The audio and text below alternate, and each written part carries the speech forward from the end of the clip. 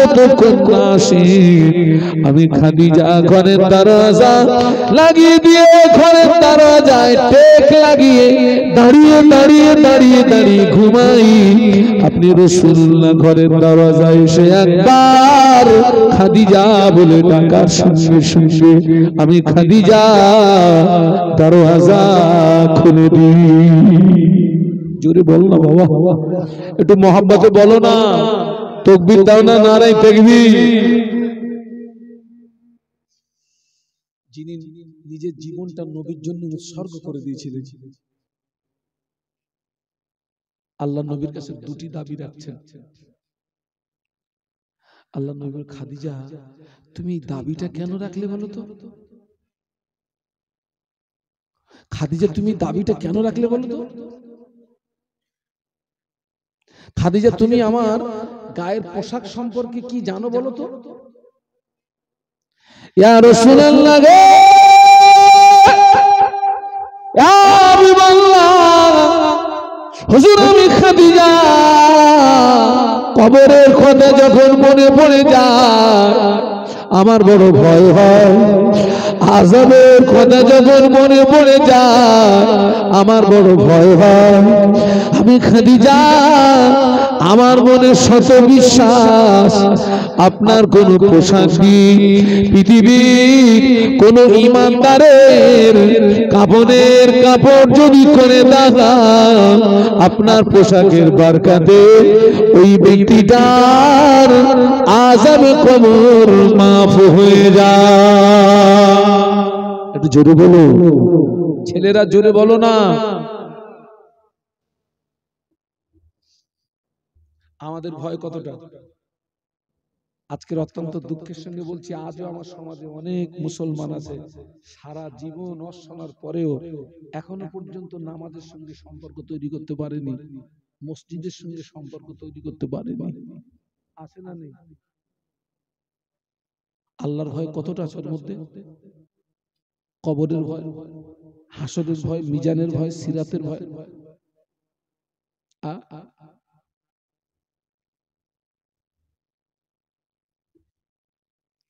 ও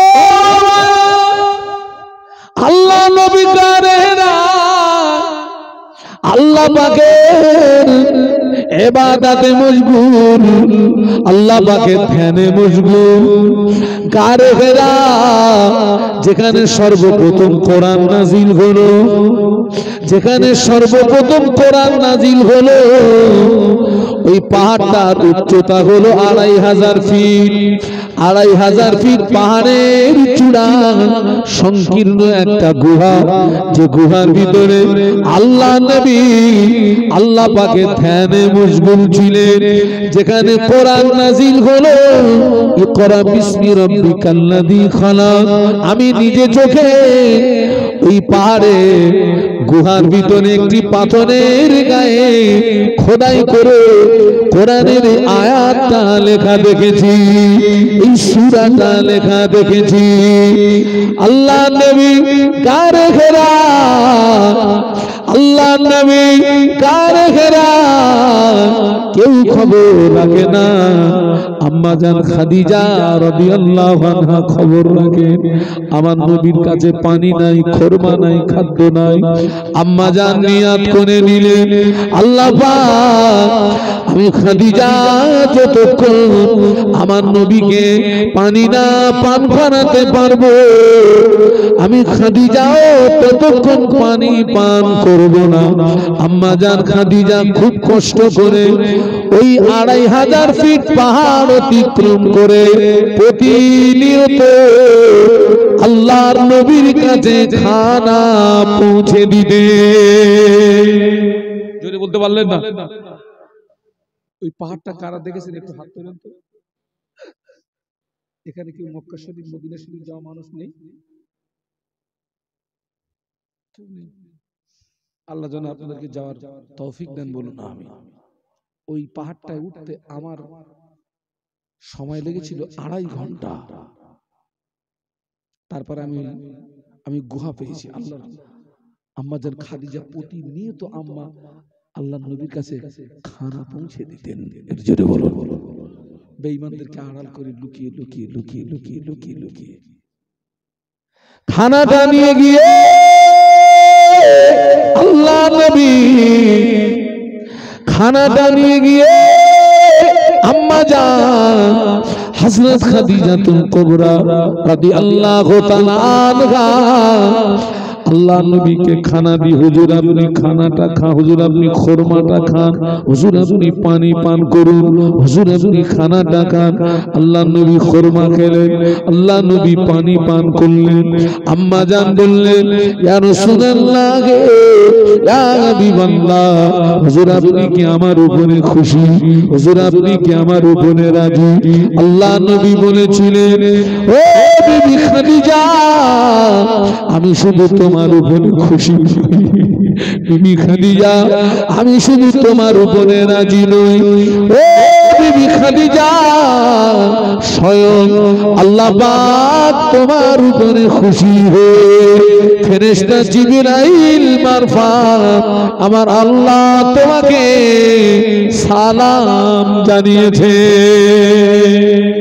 জোরে বলতে পারলেন না? মহব্বতে বলতে পারলেন না?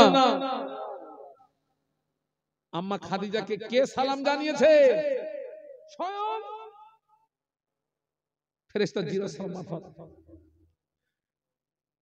আল্লাহ নবী বলেছিলেন, ও বিবি খাদিজা, আমি শুধু তোমার উপরে খুশি নই, আমি শুধু তোমার উপরে রাজি নই, স্বয়ং আল্লাহ পাক তোমার উপরে খুশি হয়ে ফেরেশতা জিবরাইল মারফত আল্লাহ তোমাকে সালাম জানিয়েছে।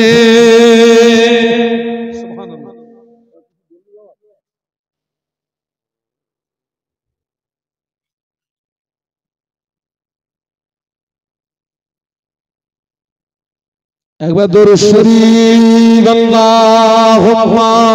এতগুলো মানুষ, এতগুলো মানুষ,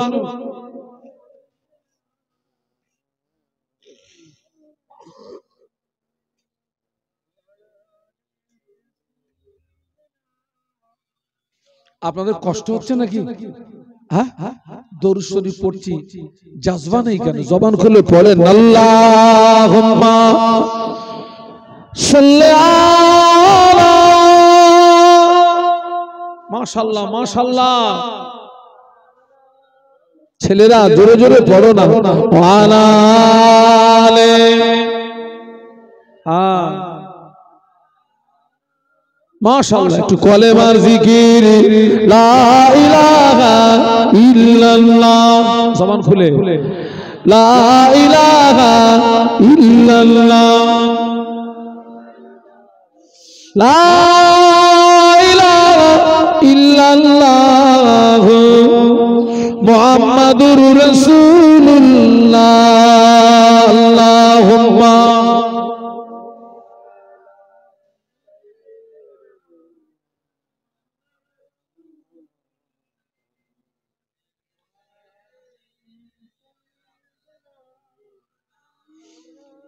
সংক্ষিপ্ত করছি বাবা। আল্লাহর নবী আম্মা জান খাদিজাতুল কুবরা রাদিয়াল্লাহু আনহার ওই দুটি দাবি মেনে নিয়েছিলেন। একটু জোরে বলুন, একটু মহব্বতের সঙ্গে বলুন। হ্যাঁ, আমি আম্মা জান খাদিজাতুল কুবরা রাদিয়াল্লাহু আনহার মাজার আল্লাহ আমাকে বহুবার জিয়ারত করিয়েছেন। গত বছরে আমার স্ত্রীকে নিয়ে গেছিলাম আমি আম্মা খাদিজা রাদিয়াল্লাহু আনহার মাজার জিয়ারত করতে। স্বামী স্ত্রী দুজনে গেলাম। আমার যেন মনে হচ্ছিল আসমান থেকে আম্মা জান খাদিজাতুল কুবরা রাদিয়াল্লাহু আনহার কবরে রহমত নাজিল হচ্ছে। ও যুবকেরা, আম্মা জানের এই দুটো দাবি রাখা 2.5 মাস পরে আম্মা জানের ইন্তেকাল হয়ে গেল। ইন্না লিল্লাহি ওয়া ইন্না ইলাইহি রাজিউন। আম্মা জানের লাশ গোসল দেওয়া হলো, আম্মা জানের কাপড়ের কাপড় পরানো হলো, খাটিয়ায় করে নিয়ে আম্মা জানের লাশ মোবারক আর মক্কা শরীফের কবরস্থান জান্নাতুল মুআল্লা, আম্মা জানের লাশ জান্নাতুল মুআল্লাতে নিয়ে যাওয়া হলো, কবরস্থ করা হলো, দাফন করা হলো। নবী পাকের সাহাবীরা 3 মুঠো করে মাটি দিয়ে যে যার মতো চলে যান। নবী পাকের সাহাবীরা কিছুদূর যাওয়ার পরে পিছনের দিকে তাকিয়ে দেখেন আল্লাহ নবী আম্মা জানের কবরের পাশে দাঁড়িয়ে রয়েছে। আল্লাহ নবী আম্মা জানের কবরের পাশে দাঁড়িয়ে আম্মা জানের কবরের দিকে চেয়ে দেখছেন। সাহাবীরা দাঁড়িয়ে গেলেন। নবী সাহাবীরা বলেন আমরা দেখতে পেলাম কিছু সময় পরে আল্লাহ নবী আম্মা জানের কবরের উপরে শুয়ে পড়লেন। আল্লাহ নবী আম্মা জানের কবরের উপরে শুয়ে পড়ে সিনা মোবারক দিয়ে আম্মা জানের কবরের মাটির উপরে চাপ দিতে লাগলেন। সাহাবীরা বর্ণনা করেন কিছু সময় পরে আল্লাহ নবী 2 হাত দিয়ে আম্মা জানের কবরের 2 পাশের মাটিকে সরিয়ে দিতে লাগলেন। সাহাবীরা বর্ণনা করেন কিছু সময় পরে আল্লাহ নবী 2 হাত তুলে মোনাজাত করতে লাগলেন। মোনাজাত শেষ করে আল্লাহ নবী যখন চলে আসলেন সাহাবীরা বললেন ইয়া রাসূলুল্লাহ গে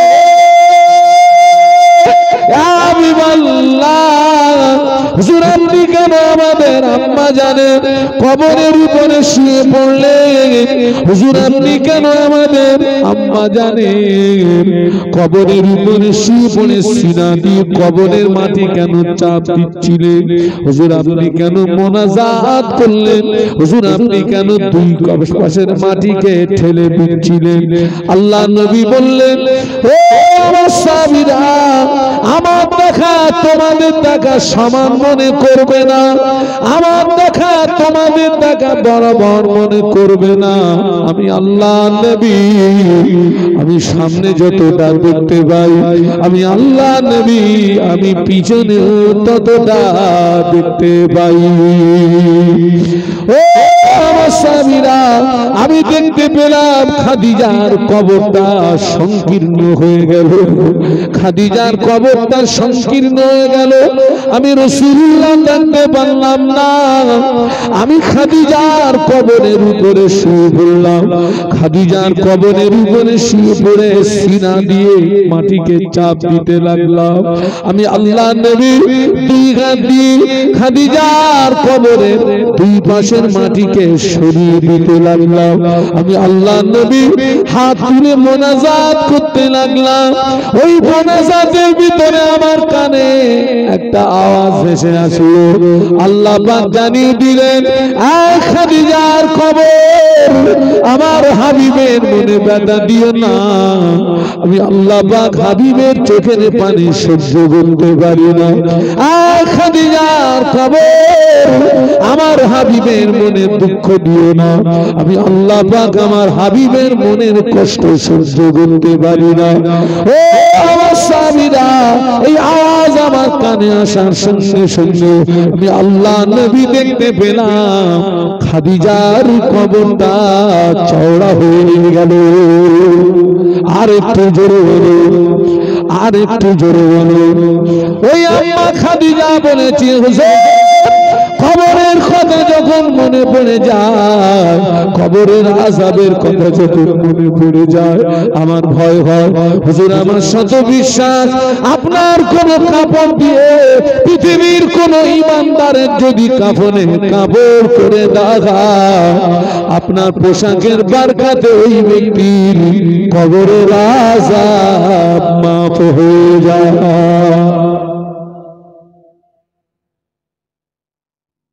আল্লাহ কবুল করেন। আল্লাহকে ভয় করেন, আল্লাহকে ভয় করবেন। ওই সমস্ত ভয়গুলো অটোমেটিক আপনার ভিতরে এসে যাবে বাবা। আর আমি ওদিকে আগাবো না বাবা। হ্যাঁ, ওই কবরের কথা মনে করে বাবাজি বাবাজি বাদশাহ জুলকারনাইন ইন্তেকালের আগে একদিন সাথীদেরকে ডেকে একটা ওসিয়াত করেছিলেন, ও আমার সঙ্গী সাথীরা, আমি একটা ওসিয়াত করে যাচ্ছি, আমার ইন্তেকালের পরে আমার লাশ যখন গোসল দিবি, কাফনের কাপড় পরাবি, আমার হাত দুটো যেন কাফনের কাপড়ের ভিতরে দিবি না, আমার হাত দুটোকে কাফনের কাপড়ের বাইরে বার করে রাখবি।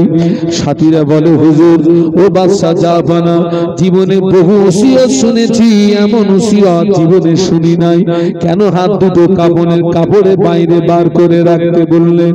বাদশাহ জুলকারনাইন বলেছিলেন, ও আমার সঙ্গী সাথীরা, আল্লাহ আমাকে বিশাল বাদশাহী দান করেছেন, কিন্তু আমার মরণের পরে তামাম পৃথিবীর মানুষকে আমি জানিয়ে দিতে চাই, আল্লাহ আমাকে এত বাদশাহী দেওয়ার পরে মরণের পরে খালি হাত ছাড়া পৃথিবীর কোন সম্পদ কবরে নিয়ে যেতে পারলাম না।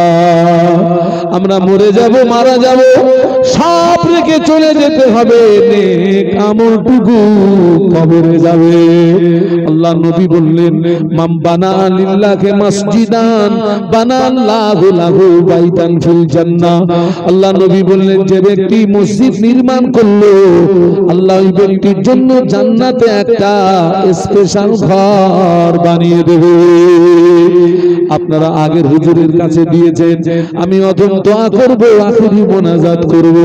আমি চাচ্ছি, এক নম্বরে কে আছেন যে হুজুর আমি মসজিদে 2000 টাকা দিতে পারবো?